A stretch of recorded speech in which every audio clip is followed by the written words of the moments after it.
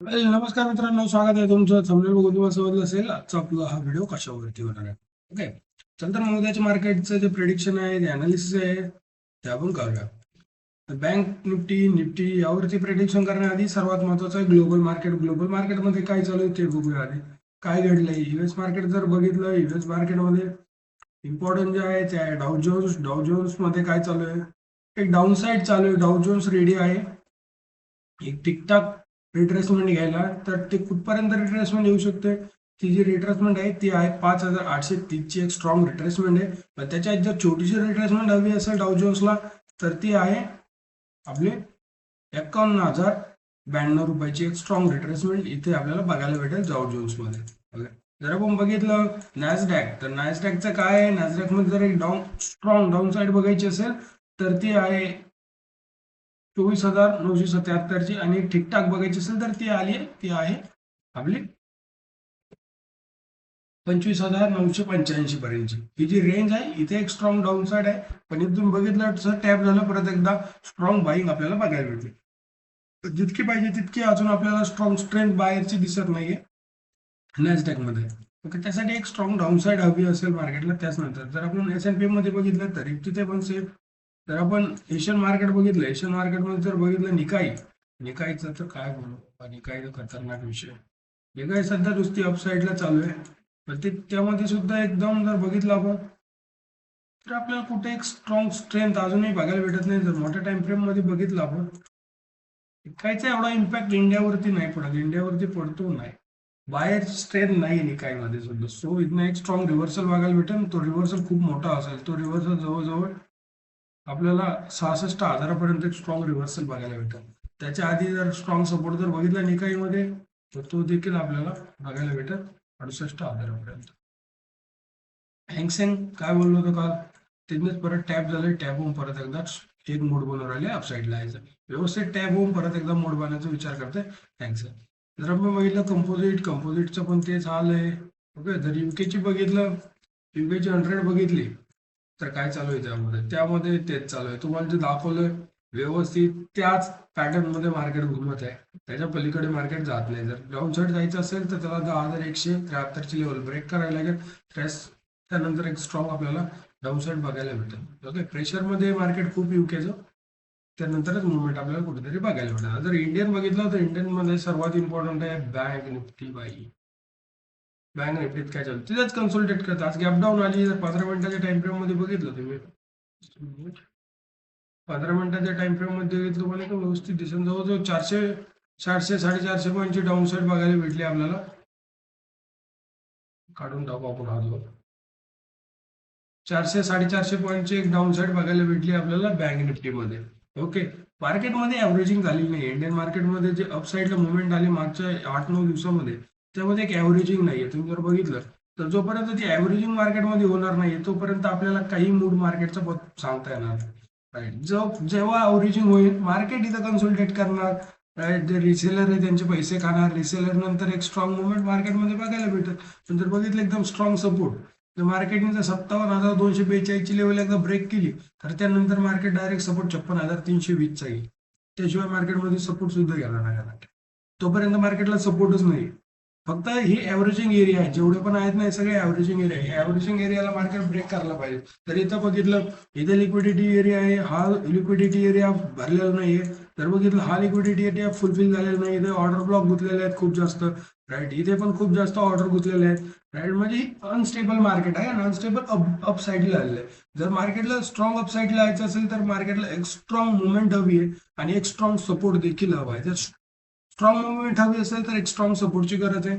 Okay, तर हे ध्यानात ठेवा. जर निफ्टी बँकला जर एक स्ट्रॉंग मुवमेंट जर अपला यायचं असेल, तर जवळजवळ डायरेक्ट मुवमेंट जी आहे ती आहे आपली, कुठे भेटेल, कोणता सपोर्ट आहे तो आहे 56,000.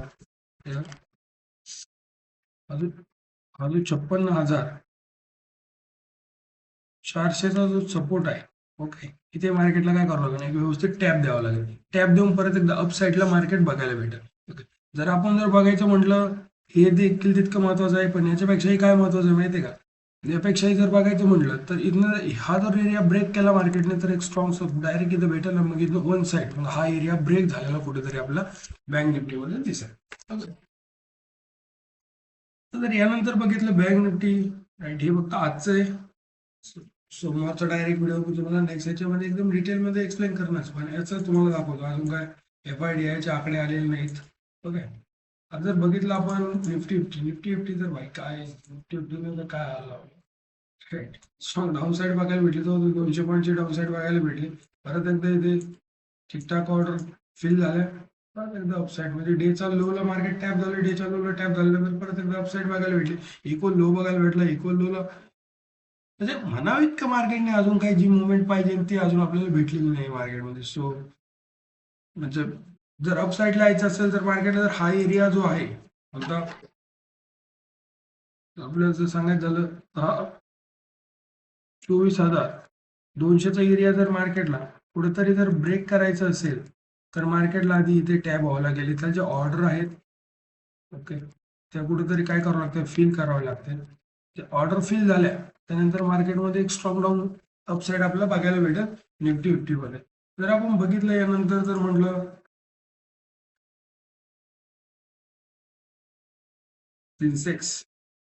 सेन्सेक्सचाही तोच किस्सा आहे. सेन्सेक्स मध्ये जर बघितलं आपण ट्रेंड लाईन नुसार ही ट्रेंड लाईन जशी ब्रेक झाली तर सेन्सेक्स मध्ये एक अपसाईड आली. ओके, पण सेन्सेक्स मध्ये जी पाहिजे ती ॲव्हरेजिंग मार्केटमध्ये झालेली नाही. सेन्सेक्सला जर अप जायचं असेल तर सेन्सेक्सला एक स्ट्रॉंग सपोर्ट जो आहे तो डायरेक्ट 75,571चा एक स्ट्रॉंग सपोर्ट आहे. म्हणजे सेन्सेक्स मध्ये सुद्धा एक ॲव्हरेजिंग नाही झाल्यामुळे तिथे सुद्धा एक डर का माहोल तयार झालेला आहे. मोठ्या टाइम फ्रेम मध्ये बघितलं सेन्सेक्सचं तर तुम्ही बघू शकता मार्केट कन्सॉलिडेट करत आहे. मार्केटला एकदा इथे टॅप व्हावं लागेल मग अप जावं लागेल. पूर्ण मार्केट इथं डिटेलिंग खाणार आहे. मार्केट पूर्ण इथं सगळ्यांचे रिटेलर आहे, रिटेलला पूर्ण मॅनिपुलेट करण करण करण आणि त्यानंतर आपल्याला इथे बघा इथे तसंच म्हणजे व्यवस्थित मार्केट जोपर्यंत वर जात नाही जर मार्केट अप जायचं असेल तर अप जाण्यासाठी मार्केटला एक स्ट्रॉंग सपोर्ट द्यावा लागतो. सपोर्ट दिल्याशिवाय मार्केट अप जात नाही. मार्केटला जर एक हायर ब्रेक करायचं असेल इथं जर हायर आहे जर मार्केटला ब्रेक करायचं असेल तर मार्केट ठीकठाक सपोर्ट घेऊन परत एक वन साइड मुवमेंट अप साईडला मार्केटला द्यावा लागेल. ओके, तोपर्यंत होणार. त्यानंतर जर बघितलं आपण आय टी सेक्टरचे तेच आलेलं आय टी सेक्टर काय उठतच नाही. बघितलं तुम्ही परत अप साईडला मुवमेंट घेतली आय टी सेक्टरने, परत डाऊन साईडला आय टी सेक्टरमध्ये तर तेच I T sector I T sector जर बघितलं तर आपल्याला तेच आहे. आपलं अजूनही म्हणावं इतकी मुवमेंट पुढे बघायला भेटत नाही. आय टी सेक्टरमध्ये काय बघा परत डाऊन साईड कुठेतरी मार्केटने उठायचा प्रयत्न केला, जसा उठायचा प्रयत्न केला परत खालच्या साईडला दाबलं. म्हणजे मार्केटला आय टी सेक्टरच्या उठून देत नाही. ते जोपर्यंत उठणार नाहीये तर ज्या दिवशी आय टी सेक्टर उठून त्या दिवशी निफ्टी फिफ्टी एकदम स्ट्रॉंग मुवमेंट पकडलेली आपल्याला दिसेल. फायनान्शियल सेक्टर बघितलं तर फायनान्शियल सेक्टरमध्ये डाऊन साईड आली, परत एकदा ठीकठाक सपोर्ट घेतला. तर तेच बाकी काय तेच चालू आहे सगळं. फायनान्स सेक्टरमध्ये पण तेच चालू आहे, आय टी सेक्टरमध्ये पण तेच चालू आहे. तर आपण डॉलरचं बघितलं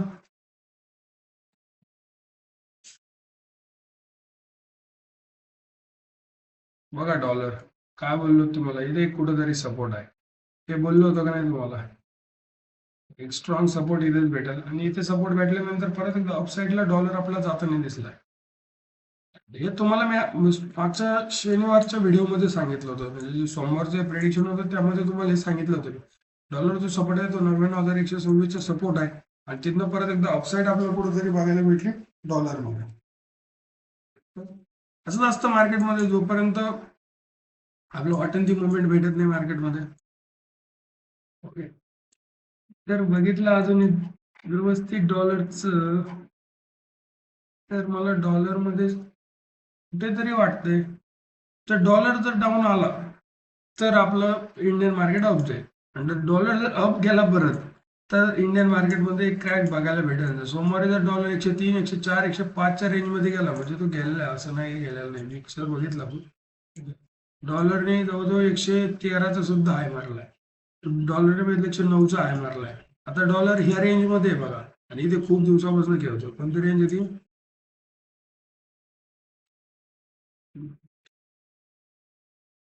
100ची जी रेंज आहे इथे खूप दिवस खेळतं परत एकदा डाऊन साईडला येतं. पण आता तसं नाही आहे. तेव्हा जर बघितलं तुम्ही डॉलर एका एरियामध्ये आहे. तुम्ही बघितलं हाफ ट्रेंडचा एरिया आहे. 1 डेच्या टाइम फ्रेम मध्ये व्यवस्थित दिसत काय होतं. डाऊनला येते परत अपला जाते, डाऊनला येतं परत अपला जातं. आता जर ही लेवल जर डॉलरनी ब्रेक केली ह्या वीक मध्ये तर अपसाईडला क्लोजिंग दिली डॉलरने बघ. ही डेची टाइम फ्रेम आहे त्या टाइम फ्रेम मध्ये याच्या अप साईडला क्लोजिंग दिली.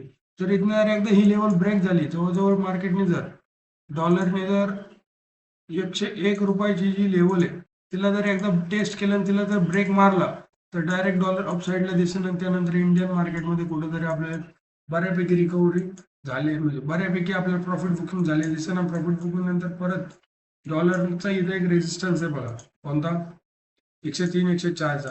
तिथनं परत एकदा डाऊन साईडला डॉलर आला तर परत एकदा इंडियन मार्केटमध्ये अप साईडला मुवमेंट बघायला भेटेल. तोपर्यंत मला तर नाही वाटत आहे यार की मार्केटमध्ये जोपर्यंत इथलचे ह्या जी ॲव्हरेजिंग आहे निफ्टी फिफ्टीमध्ये बँक निफ्टीमध्ये जोपर्यंत ती ॲव्हरेजिंग होत नाही तोपर्यंत मला कुठेच अपसाईडला मुवमेंट दिसत नाही. थँक्यू सो मच मित्रांनो व्हिडिओ बघितल्याबद्दल. तर व्हिडिओ आवडला असेल तर लाईक करा शेअर करा आणि सबस्क्राईब नक्की करा.